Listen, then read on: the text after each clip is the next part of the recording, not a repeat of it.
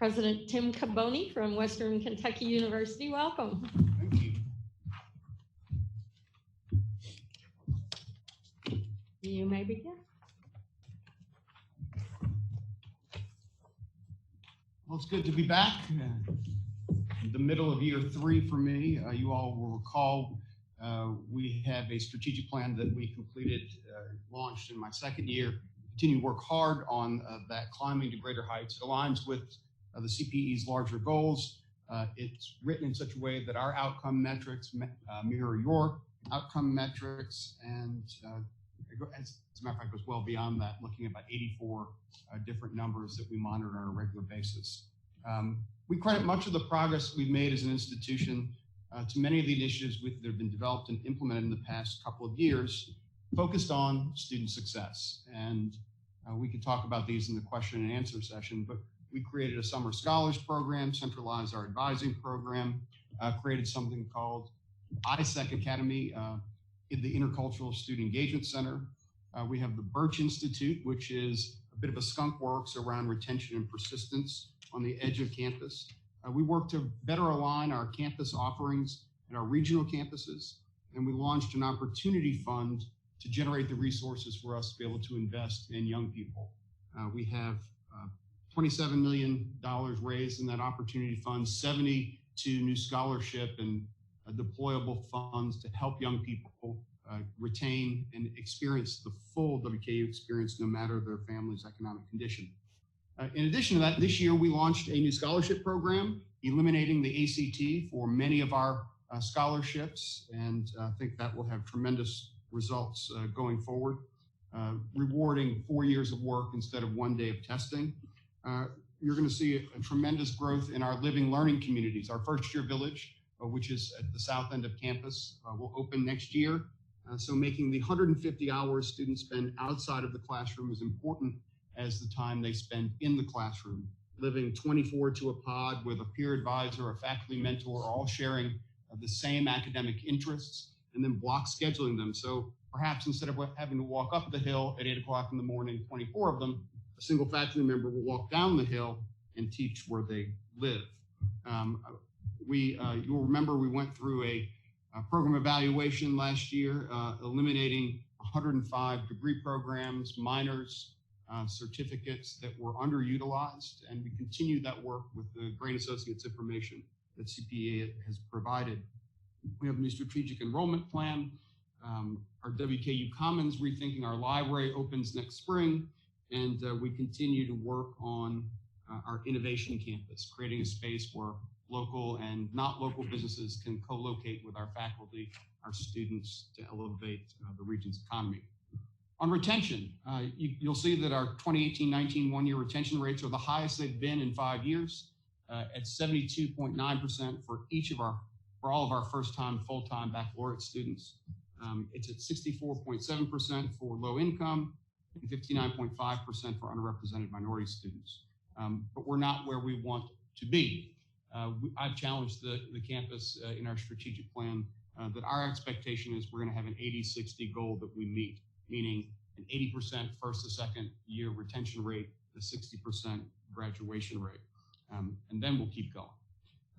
Our fall 2019 to spring 2020 retention, preliminary numbers for our summer scholars was 73.8%. We moved that from 68%. Let me tell you a little bit about who those folks are. You'll remember in my first year, there were a group of students, 80% of them didn't make it into the second semester, 95% didn't make it into the second year, and we stopped admitting those young people. Now, that shifted our enrollment down a little bit, but will help both with retention and targeting our investment. There's another group of students. These are 2.0 to 2.5 students. They can be successful, but they're going to have to do a little bit more. And so we created for 147 of them this summer scholars program. They started 5 weeks before everyone else.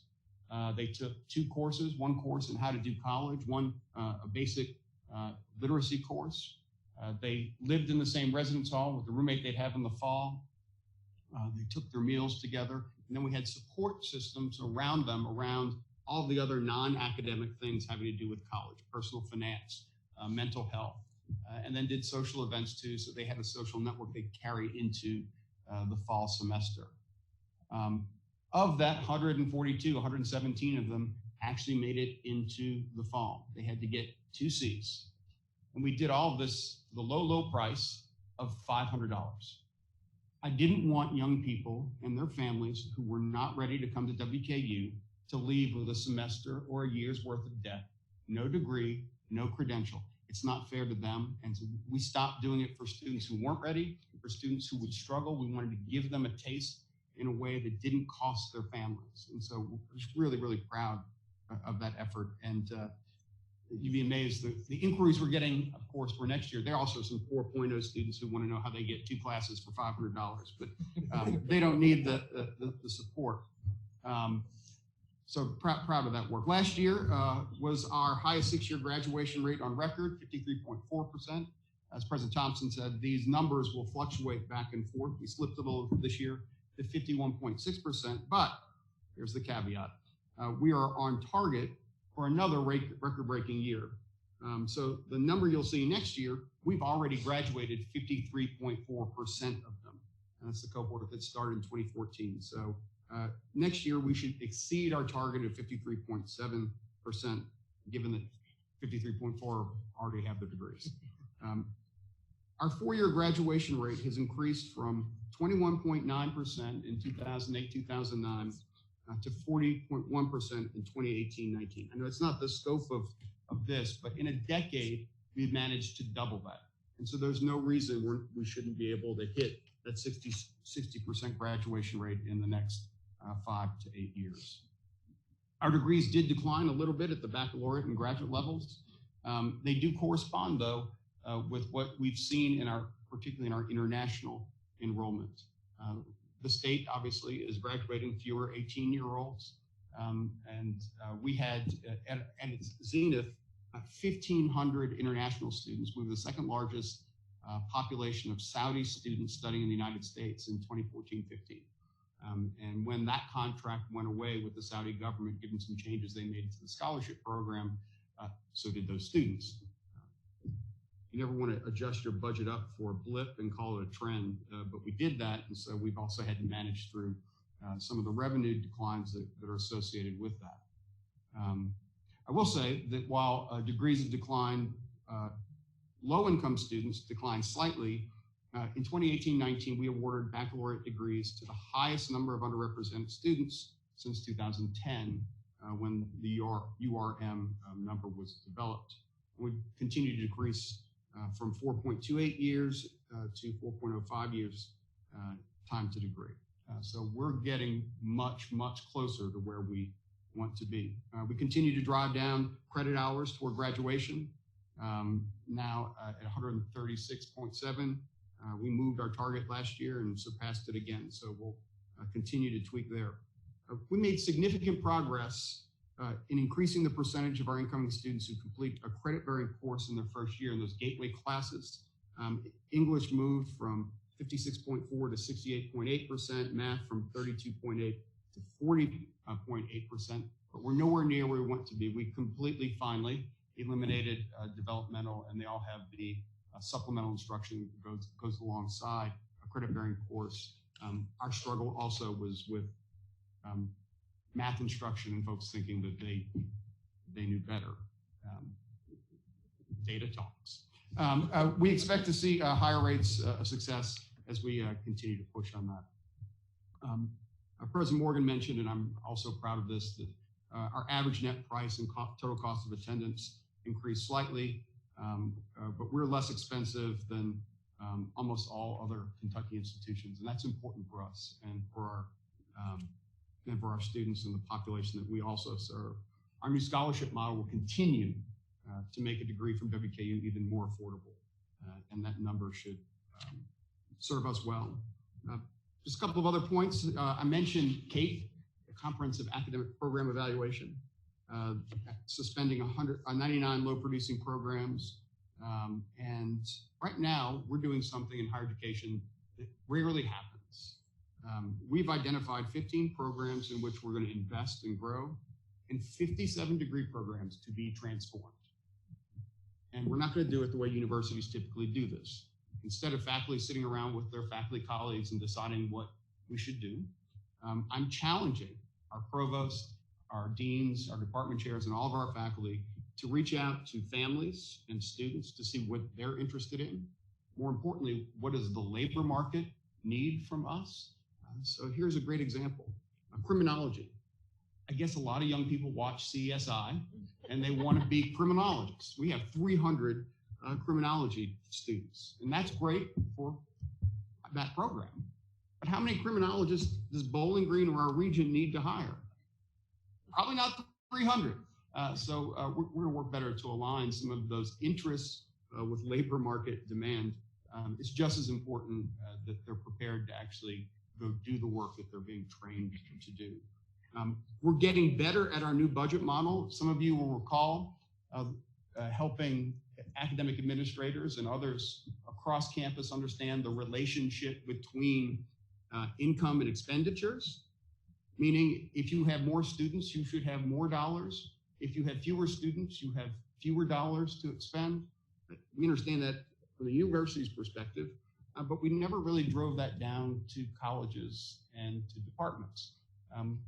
Our new decentralized budget model now allows us to shift resources based upon program and academic unit success. I won't say it was completely painless, it never is, but I do think with the successes that we're having, folks are beginning to understand that where dollars flow to success, and that we have a mechanism now to shift those budgets, meaning the one college that's lost a third of its enrollment in the past 5 years, its budget will decline.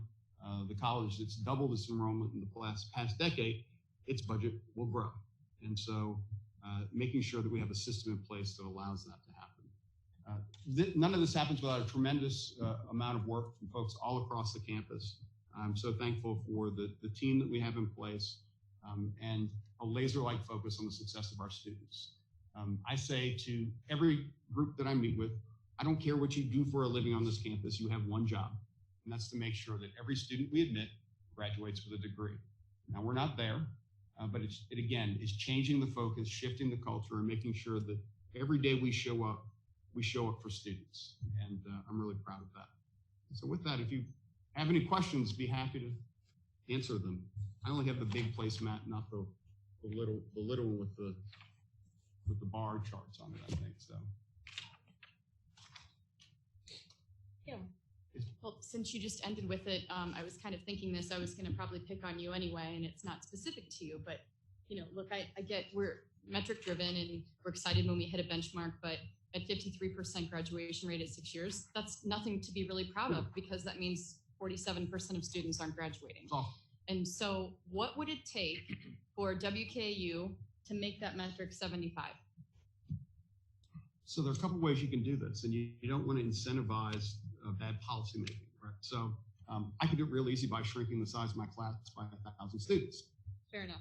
I was at Vanderbilt. That wasn't kind of where I was going. Right. That's the Vanderbilt way of doing it, right? You just trim off. The other way you do is by understanding and being direct about the challenges that our students face. And so when I talked about the Birch Institute and all these other challenges we have, the first driver of non-completion is cost. Our students are challenged financially. You think about the 27 counties that we serve, many of them are poor. And so helping the institution understand this is not just a numbers problem, this is a person problem. And so it's one of the reasons we've changed advising to centralize it. It's one of the reasons we've added additional dollars to help immediately when a student has a need, intervene financially to help drive that cost down. But we got to do better. We have to do better at that first package. It's one of the reasons we made the ACT score go away. If you think about what the ACT measures, we have a 7-point, some folks will say, penalty for being a person of color or a poor person taking the ACT.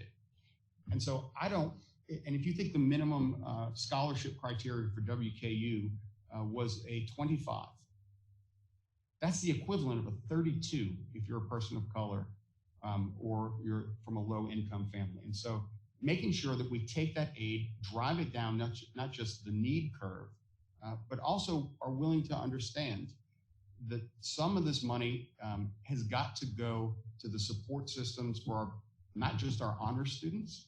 We have a wonderful honors program. We're very proud of it. We'll continue to do that. But it's intervening over and over and over again with our most challenged students. I think the other way we have to do this is by kind of all wrapping our arms around students in a way that's intrusive. And so when we had the opportunity to rethink about 3 of our residence halls, I told them, don't replace buildings. Think differently about that, and how does it connect to the academic work that these kids are going to be doing. So 25 students, all of a sudden they have a faculty advisor their freshman year. The freshman year is where you lose most of them anyway, right? And so trying to create anchors with peer mentorships, with faculty, with academic work that is engaging for them, all of a sudden some of the distractions fall away. The other thing it will allow us to do is address mental health issues. There are numbers that suggest 1/3 of the students coming to campus are on medication. That is a tremendous burden on our institutions.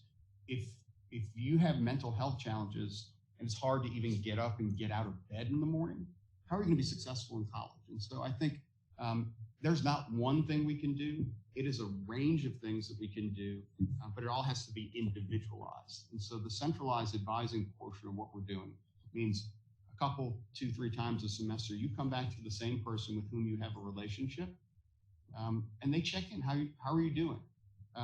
We know when students don't show up to class. And so they get reached out to, hey, what's going on? And sometimes if we can't get them to come to advising, we get the RA to walk down the hall, knock on the door, and ask in a way that is uncomfortable sometimes. But if we don't do that, it's really easy to lose those students. So it's not a simple answer. I will also say this. We talk about not having enough enrollment. It's a challenge that we all have. Last year, we had 6,000 young people apply to WKU, 3,000 enrolled, 3,000 didn't come to WKU, didn't go to a community college, didn't pursue a technical degree, didn't try to get a certificate. That is an awful strategy for the economic success of our state. We've got to figure out how we do this. And part of it's price, part of it's talking about the value of a degree over a lifetime, and CPE has been doing great work with that. But part of it is helping families understand it's not cheap. It is an investment in you, but long-term there's a return. Of the 117 students who actually enrolled in the fall, did you track their progress, and are they still enrolled in the spring semester? Yes, so that cohort of students, they would have, last year, 68% would have made it. This year, 73% have made it to the spring semester. So that's a 5 percentage point run. It's good, it's not great. So what we're looking back on are what are the success indicators that happened this summer that predicted those who did come through and those who didn't make it into the spring semester. And then we're reaching out to them. Was it financial? Look, we got to get better at this, because there are young people who show up on our campus who want to go to college desperately. And we either haven't educated them, or they haven't educated themselves, or haven't paid attention, or just think they're going to figure it out. And they get that first bill for living on campus, taking their meals and a full course load, and it's $5,000 or $10,000. And they look at us and say, well, I can't do this. Well, if we've admitted them, then shame on us if they haven't figured out how they're going to do it before they get there. And so we're doing that kind of work too. I think some of them may just not be ready. Some of them were distracted, but finances continues to be a real challenge for our population. Love your program, though. I think it's tremendous. Wow. Very, very awesome. These kids had never gotten a scholarship in their lives, some of them. And they were so proud that they were scholars, and they got 2 C's, and we celebrated them. And we're going to continue to do that. They can be successful. They're going to need to work harder and work differently, but they can do it. Thank you, President Caboni. I will tell you, I know you guys are tired of hearing me talk about we need to start weeding students in instead of weeding students out. You've taken some big steps in doing that. And this is a new way of thinking because we tend to get bogged down with doing enrollment management the same way we did 10 years ago, which is way out of line, but in many cases, 20 and 30 years ago. So I like the approach that you're taking. A couple of big things I want to say, and then just a quick question. One is that I know you went in and you had to do some looking at your campuses and realigning your base, especially your budget. And those were hard conversations. You cut a lot of people, a lot of programs, and I won't call it bloodletting, but it was not pretty. And I appreciated you taking that kind of movement to make it happen. And I now know you're creating other kinds of conversations now, which I appreciate also. The idea that we're still going to have to figure out how to get those other 3,000 students to go somewhere. Your numbers align with the state average of college going, which fell again this year to 51.7%. So I would be anxious to hear what you guys are thinking about doing to weed more people in. I mean, I know we're working with you on these out-of-state tuition MOAs. I know we're doing all that, but I'm anxious to hear your answer on how we're weeding more of this other 50% into your institution. So we piloted, this is just one of the things that we're doing is trying to get the offers out earlier, make it simpler, help folks understand, but that means meeting them where they are instead of having them always come to us. You know, we're on a big hill and nobody wants to walk up that hill. And so it's a lot easier for us to get off the hill and out into the community to talk with parents and students and their families. We created a new position, piloted this year, a career coach that actually works in the school system. And we did this in partnership with the local school so that they have their credential and each day they spend different time with the career center in those schools. Now, it's not just a WKU recruiter. This fellow will help them with their FAFSA if they're going to community college, if they're going to pursue a certificate. And obviously we want them to think about us too. But it's that kind of partnership and starting it with the local school district in the county where we're seated is the first effort. So we want to pilot and see if it works. The same thing's true with our dual credit offerings. I know that there is the perception that that's a wonderful program because people get college credit before they get to college and it helps speed up completion and reduces costs. I'm all about that. I completely get it. But it doesn't create a relationship with the institution. This is the same high school teacher that's teaching English over here, is teaching science over here, that's college credit. And what we're trying to do is figure out how do we get the students who want to be with us the opportunity to come on our campus, to take dual credit sitting next to other college students who are freshmen, and to do it in such a way where they experience at least a taste of that college experience and hopefully do it without creating lots of liability for 17-year-olds running around campus. We've had some success, but the challenge becomes you're putting a person in a seat for $150 versus the other kind of seats on the airplane or the bus that you're charging for. From my perspective, I'd rather have them in the seat. If they're empty seats, let's fill them with college kids who want to be on our campus.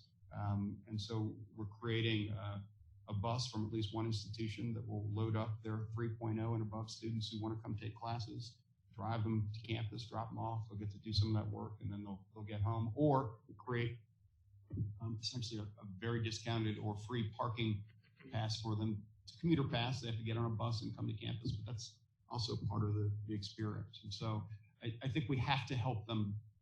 We have to demystify college for them. We have to make them feel comfortable. We have to do the same thing for their families. I mean, a full third of our graduates are the first people in their families to get a degree. They have no idea how any of this works, you know, and it's terrifying. The price is terrifying. The experience can be scary. They're letting their young people go for the first time some places and may not ever get them back to their communities. And so we got to help educate them and make it easier. And part of that means just being more human.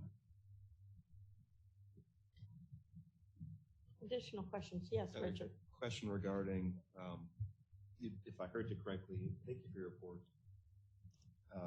The four-year graduation rate increased from 21% to 41%. In the past decade, yeah. In the past decade.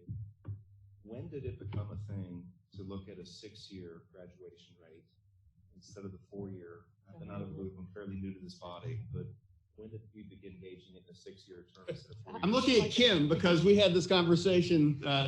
It's crazy, right? It's a federal measure. They created it because people swirl.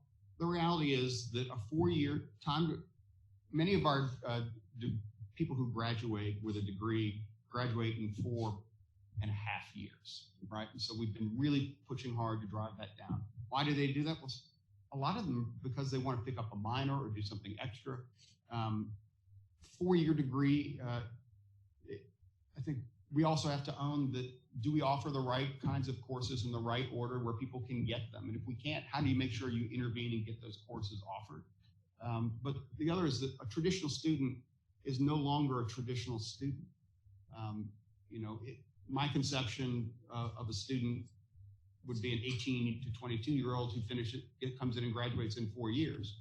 Well, that may be 40% of our enrollment now.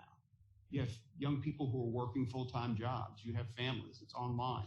And so while the 4-year metric continues to be something that we press on and look at, I think the 6-year, unfortunately, is more realistic for someone who's taking 3 courses per semester instead of the full 15 because of life pressures and other things. But it is a point very well taken. Kim also believes strongly that, and so do we. We should be graduating people in 4 years. That's what the curriculum should do. One quick thing on that. First of all, just the way we measure cohort there's a problem with that anyhow, because you measure when they first come in, and then those are the people you track. When in most cases, KCTCS, for an example, 70% of their folk are not full-time people who sit in the seat. So we've got to come up with a better completion methodology. Secondarily, this is the way Title IV kind of rules our lives to a degree. The federal government saying we need to be looking at this 1.5 times to graduation because that's how much money they can get, and a variety of other things. In Kentucky, we have moved away from that philosophy. We still use this as a way to measure ourselves against other states and nationally, but we have moved to a 15 to finish 4-year degree calculation. And Madam Chair and I was just talking, we need to put on our placemat a 4th, 5th, and 6th year, because we're seeing most of our institutions really bringing this down and measuring it. And I think you guys have done an excellent job at Western, really focusing. The other important part to this is that when we talk about graduation rates, that doesn't take into account the young people that may start at NKU, transfer for some reason to WKU, they get a degree here. It doesn't count for anybody. I mean, it doesn't count for anybody. Yeah. David? I did want to just interject some good news on all these fronts. So those data points are now out there on the graduation rate dashboard on the CPE site. And so you can look at those and break that out by institution. And then the other good news is the outcome measures, the OMs at the federal level have now been adopted. And so Travis Muncie and our team we've been doing a lot of work to validate with all the campuses. So by next year, we'll be able to report out all those outcome measures. That'll include any new student at Western Kentucky in a given academic year, not just fall. And so we'll cohort each one of those groups and then say, of the transfer students that came in as full-time at Western, what's their graduation rate? So I know we make a lot of promises as data folks, but we really are super close with this because we know that's been a big problem. What is your summer program like? In that if a student takes 12 hours each semester, can they pick up the 6 hours in summer? They can. They absolutely can. And we also have, I will be careful how I say this, we have a ridiculously long winter break. Between commencement and the start of classes is 6 weeks. I have parents begging me to take their young people back. I can understand that. But we do that for a particular reason. and that's to be able to squeeze in a winter session. So that folks will be able to get 3 more credit hours between the fall and spring semester as well. And this year, we're looking at that calendar. We know the literature suggests that if you're a first generation student, you go home in that first year and your language pattern has changed and some of your beliefs may have changed. That's a retention challenge to go back to the place from where you came, and people and your peer group that does things to kind of get you to stay home instead of go back. We want to reduce that, so we're going to pilot a couple different ways of doing that winter session. I also want to make sure that the winter session is actually doing what we hope it does. We're trying to use it for study away, study abroad frequently, but does it also increase time to graduation or decrease time to graduation? And so following the students who participated to see if they do get out in 4 years or 3.5 versus 4.5 or 5. Other questions? Did you have one? Jim? So my question is just, kind of a silly thing, but if we think 4-year graduation rate is what we should look at, if we think 4-year graduate, don't we have some control over what we're reporting on the placemat? I mean, if we keep talking about these things, but we're not making the changes here, I struggle with why are we married to this? Just because we've always done it that way? No, I think that's what. We'll add the 4-year. We can add it. Well, do we need to add it, or do we just delete the 6? I think looking at 4, 5, and 6 is important to see how many ultimately complete. There's as President Caboni said, 4.5 to 5, we really move the needle there. That's not necessarily a good thing, but you need to see those counts across 4, 5, and 6. So they're all available. That's all a federal measure. Right. The 6 years what's required, I think, for a lot of federal programs and that. And that has this been tied to any of the performance funding at all? We didn't put the rates there. We put the degrees and credentials. Gotcha. Okay. But this is what we're asking them to report out on. And I think for the next year's ask, and what Aaron and I just talked about, was showing the 4, 5, and 6. 6 being the federal requirement, but also being able to track that 4, 5, and 6. That's how we're measured nationally. I think the other one that we should probably look at changing based upon just what I've heard today is the 120-hour bar, because at the end of the day, if there are degrees that require more than that, even if you take 0 excess classes, then I think, and the other part is, I would share this for any university that's represented in the room, the idea that you have to declare a major when you come into a university, and there are comprehensive universities, and I'm sure regionals possibly, that are doing that in the state. There's no wonder that people are not graduating in 120 hours. I mean, students are being forced into programs without just the opportunity to get their gen ed and figure out what they want to do. And I know at least 5 young students today who have already changed their major in their first year. Undecided is our most popular major in the freshman class, and that's by design.